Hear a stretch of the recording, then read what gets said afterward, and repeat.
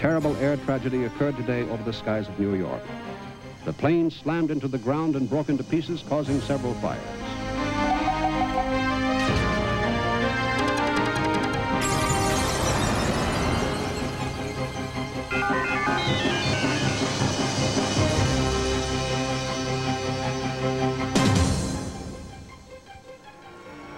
Two huge airliners moving over New York City today in the murkiness of snow and rain, flying supposedly on instruments. A TWA Constellation carrying 45 persons collided with United Airlines jet DC-8 carrying 83 persons. In 1960, America was in the midst of an aviation revolution. The commercial jet age had only just begun, and so too did an era of tragic plane crashes.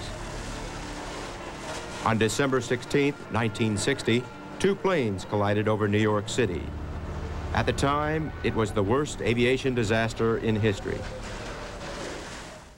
Hello, I'm Joe Whitty, and welcome to Disaster Chronicles. In this program, we'll meet people who were at the scene. We'll learn how the accident happened and how it underscored the need for more effective air safety systems. And we'll show you the latest safety device to prevent mid-air collisions. But first, let's go back to that calamitous morning. It was a gray, cold December morning. It had been snowing. And because of low visibility, the pilots were navigating under the direction of air traffic controllers. United Airlines Flight 826, a DC-8 jetliner similar to this one, left Chicago and was headed for Idlewild, New York International Airport, known today as JFK Airport. And TWA Flight 266, a Lockheed Constellation, a prop plane. It originated in Dayton, Ohio, its destination, LaGuardia Airport. Both planes entered the airspace above New York City, and just minutes before landing, something went wrong. Well, we heard this terrible commotion, this noise, this horrible noise, and we thought the subway had exploded. The shelves were shaken, the Frigidaire stopped working, and we heard some kind of a noise, a horrible noise, like a like that. Yes. And with that, we saw like a color coming from the sky, and we heard screams. This is the Park Slope area of Brooklyn, one of the 5 boroughs of New York City. At 10:37 this morning, Eastern Standard Time, a plane came hurtling out of the murky, snow-laden skies, clipped the steeple from a church, slammed into the drab brownstone and faded red brick buildings, and exploded again, and exploded again. Almost instantly, an entire block was ablaze. Terrified people ran screaming into the streets. The carnage they saw was only half of the worst disaster in the history of commercial aviation. The other airplane landed here, 10 miles away, across New York Harbor on Staten Island. A number of residents watched in shock as the flaming TWA plane fell to earth with 44 people on board. Was there any sign of life? I saw one man's head sticking out of the wreckage, and there was a large body of fire completely enveloping the plane. And at that particular point, myself, and 3 or 4 other men tried to get near, but the heat drove us back. Eyewitnesses on the scene in Staten Island report seeing parts of the TWA plane, pinwheeling down, falling helter-skelter, flaming gasoline surrounding it. At the densely populated crash site in Brooklyn, there were many eyewitnesses. This plane was there, it was burning up, and there were people in automobiles, and they were screaming. We saw this young boy come running, and his hair was standing in the air like he was petrified, and he was all bleeding. He must have been injured. He must have been hit with something, and he was running, and he was petrified. His mouth was open, his eyes were bulging, and his hair was up in the air, standing up. Part of it hit the corner of a building, and the building flamed up. And then the plane was down on the ground. I saw people moving around inside trying to get out. The door in the tail of the plane was open, and a woman started to come out, and then there was a tremendous explosion, and she was blown right out of the plane, and there was a young child that had been blown right out and hanging in the tree. And firefighters from all over New York City battled the blaze for more than 2 hours. For 15 minutes after the accident, police and firemen didn't even know they were dealing with the wreckage of a giant jetliner. They had no idea there were so many dead under the rubble. You came out here in the street to try to help. How close could you get to the wreckage? You couldn't get because it was too much of a blaze, so you couldn't get hardly near to it. You did hear people screaming in the wreckage? Yes, I did. It was a fire. I thought all hell broke loose. It was just like the ground had opened up and the fires were... You couldn't see across the intersection. When the smoke cleared, smack in the middle of the intersection at 7th Avenue and Sterling Place was the tail of the United Airlines plane. Shortly after, the police arrived and started to remove the bodies. But by that time, they were simply taking out pieces, arms, legs, and various parts of their bodies. A Catholic school with more than 1,000 students had been narrowly missed by the falling plane. Did the pilot have any control of the plane? Was he trying to reach a meadow in a nearby park? Huge crowds gathered around. There was a great deal of speculation.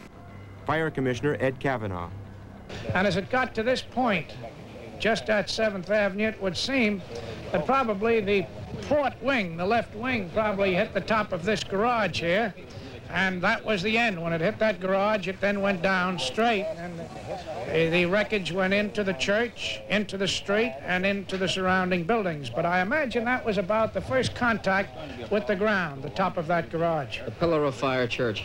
Yes, isn't that ironically named? The church was completely destroyed. It was feared many bodies lay here under tons of debris. How could the two planes have been at the same altitude? Could they have been on the same approach pattern? We'll get to the bottom of those questions, but first, the rescue of the lone survivor, the dramatic story of a little boy's fight to live. He is in critical condition with burns, internal injuries, and broken bones. Disaster Chronicles continues in a moment on A&E.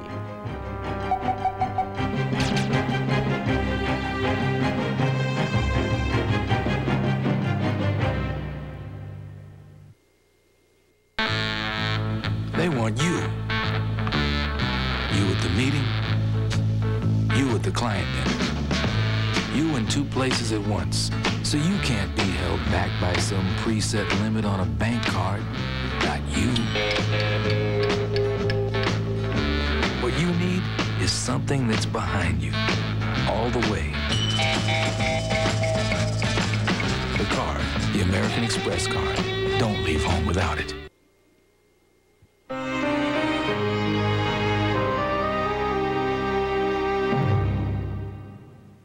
Piecing together the cause of the mid-air collision would take time. First was the slow, grim process of clearing the wreckage and searching for the dead. Hundreds of rescue workers spent hopeless hours sifting through the debris. They had little luck. All that remains is the massive and the minute bits of tragedy. The huge rudder standing blackened and upright in the street. A man's shoe, burned and broken, stuck in the dirty snow near the remains of the passenger cabin. A little baby's romping harness, unmarked by the crash or fire, and with no name on its brass tag, just a shipping ticket. In the waters between Staten Island and Brooklyn, a massive search for survivors was underway. And on Staten Island, there were none. Bodies were found a radius of 4 miles from the main point of impact. A home for the aged about 3 miles from the scene was converted into a morgue.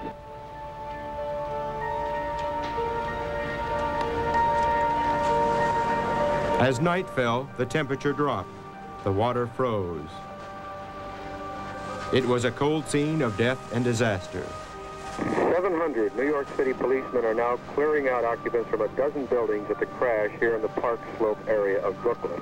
They are being sent for the night for food and shelter to nearby St. Augustine's Church. An eerie white light from floodlights lit the remains of the plane, strewn over the snowy streets. At nearby Methodist Hospital, the Associate Director of Nursing was Eileen Bonner. But they kept looking for survivors, and I think there was a terrible frustration that there were so few people. The one survivor, 11-year-old Stephen Baltz, was flying to New York without his parents. He was lying in the slush, about 30 feet from the wreckage of the jetliner's tail. According to eyewitnesses, he was calling for his parents. 3 men climbed into the wreckage to pull him up. The boy was coming to New York to join his mother and other members of the family for a Christmas holiday. It was an incredible sight. It was. I mean, he's a little kid and he fell from the sky. And he was conscious, totally conscious. I wasn't in the emergency room when he came in. And I know all of, our staff were just so absolutely delighted that someone found someone. Mr. Balls, how do you and Mrs. Balls feel about your son being the sole survivor here? Well, we're grateful to the Almighty for this miraculous thing that has happened for our son, and we have great heartfelt sympathy for all of the people who were not as fortunate, who lost their relatives and friends. We give them all our heartfelt sympathy. Diana Kallenberg was working at Methodist Hospital as a staff nurse when the boy was brought to the hospital.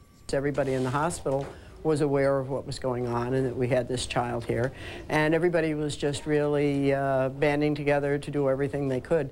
The patients, particularly that night, were outstanding, because you'd go into a patient room to do something for them and they'd say, "Oh, I'm all right, nurse, I'm all right, don't worry about me, take care of the little boy."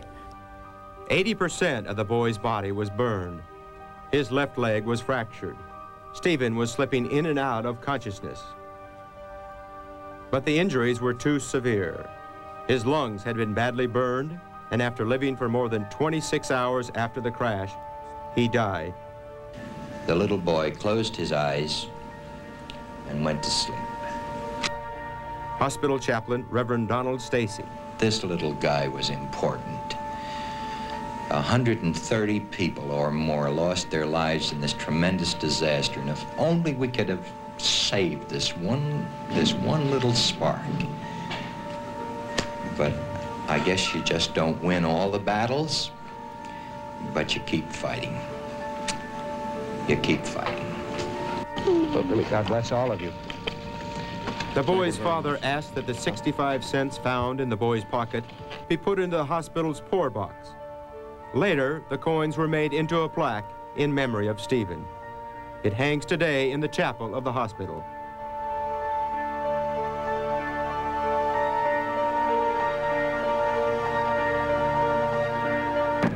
Somehow or other, it seemed that this was a contest between the beast machine that flies in the air and the mind and the soul of man.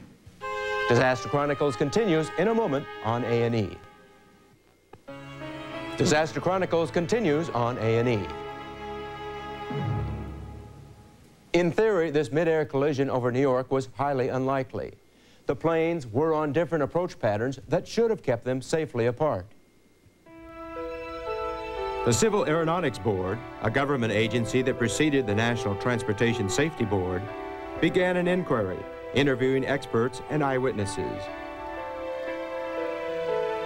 When I happened to look up, and as I looked, there was the impact right there. As I looked, the two of them hit, and then this loud noise, no fire. Well, could you tell which direction the other aircraft was coming from? Exactly the same direction, the way it looked for me. Exactly the same, one on top of the other. Investigations revealed the United DC-8 jet plane should have been in a holding pattern, circling above Staten Island before continuing its descent into Idlewild Airport. But the jet plane left its allocated airspace, descending rapidly and traveling nearly 350 miles an hour, about 100 miles too fast. Additionally, one of the navigational radios on board the United plane was out of order. This accident emphasized the need for air traffic control and separation of aircraft. In 1960, Vern Taylor worked for the Flight Safety Foundation. He investigated the crash, which he believes was symptomatic of the times, a period when near misses were occurring with more frequency. It was a period of transition for the airline industry and the air traffic control system. The air traffic control system was archaic, to say the least, in many ways. In 1960, air traffic controllers had no way of knowing for sure the exact altitude of an airplane. Moments before the crash, controllers saw the United on their radar screens, but assumed it was at a higher altitude. A United Airlines pilot who flew DC-8 jets was interviewed on the day of the crash. Near misses are, or have been rather, very predominantly a part of this industry. Our group has worked very hard to try and get a little more recognition from the government of this real problem. Pilots were reluctant to report near misses, fearing a reprimand. And there were other problems. Again, Vern Taylor. On the aircraft side, they were going from prop-driven aircraft to jets. And the new jet, which was introduced somewhere in 58, 59, was a new aircraft. To many of the older pilots that have been flying for many years, the flight characteristics were a lot different. Jets were faster and heavier than prop planes, and pilots were having trouble slowing the big planes down. What might prevent such an accident today? The equipment would be different. They would certainly be under radar surveillance, both aircraft. But I would imagine that the big difference would be the altitude encoding equipment aboard the airplanes today. They're given exact position, altitude, speed. They know exactly where each airplane. They would have known today that both airplanes were on the same flight level, and one would have been told to turn right or left or whatever the controllers may have elected to do. That would be the difference. The potential of mid-air collisions hasn't gone away. Today, there is growing concern about crowded skies. And for years, there has been resistance to a warning system aboard planes that alerts pilots of approaching aircraft. Many pilots have argued the system doesn't work, that it is deceiving and sounds false alarms. But TCAS, or Traffic Alert and Collision Avoidance System, is today required by law and is being installed on all commercial aircraft.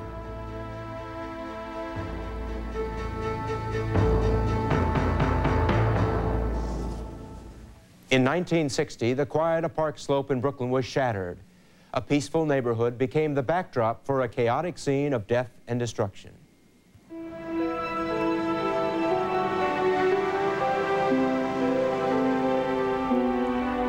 Sterling Place in 7th Avenue. More than 30 years later, life is back to normal. And though most of the people who lived here in 1960 have moved away, a few remain, along with their memories of the tragic plane crash. On the morning of the accident, Larry Ross came rushing home from work. The trees were on fire, and the last building up there was hit. You see the last building was partly damaged. And there were a lot of burnt cars here, all burnt. There were total loss here. And then Ross saw rescue workers bringing out bodies. He made his way up the street to the house where his mother had been all morning.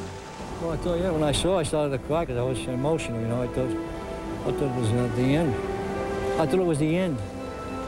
For friends and neighbors of another resident, Peter Gallagher, the accident was the end. We had one of our neighbors, Joe Calasina, was selling Christmas trees. It was Christmas time coming on, and that was ironically, he was a nice young man just making a living selling some Christmas trees for a few days, actually, and he was killed in the crash. And then there was a dentist around the corner here who was just walking his dog, and he was down here, and he happened to be just here. And there was a sanitation worker doing his job of gathering the garbage and sanitation work in the neighborhood. He was killed as a result of it. Even today, the physical appearance of the neighborhood bears the scars of the accident, if you know where to look.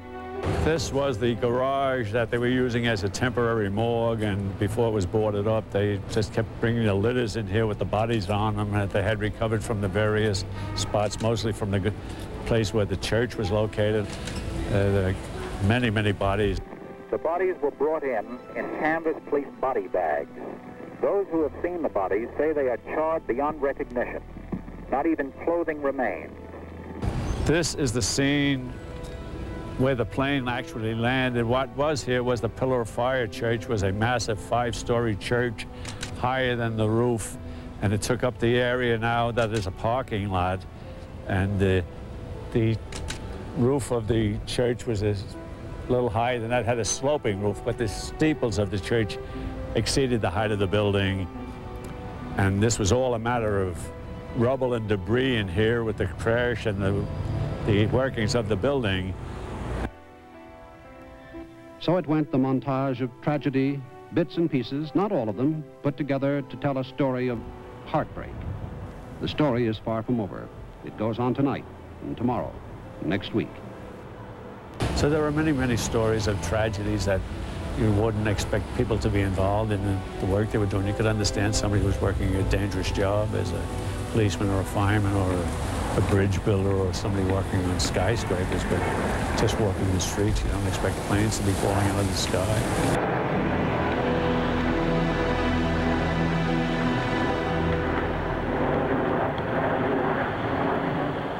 In the end, 138 people died.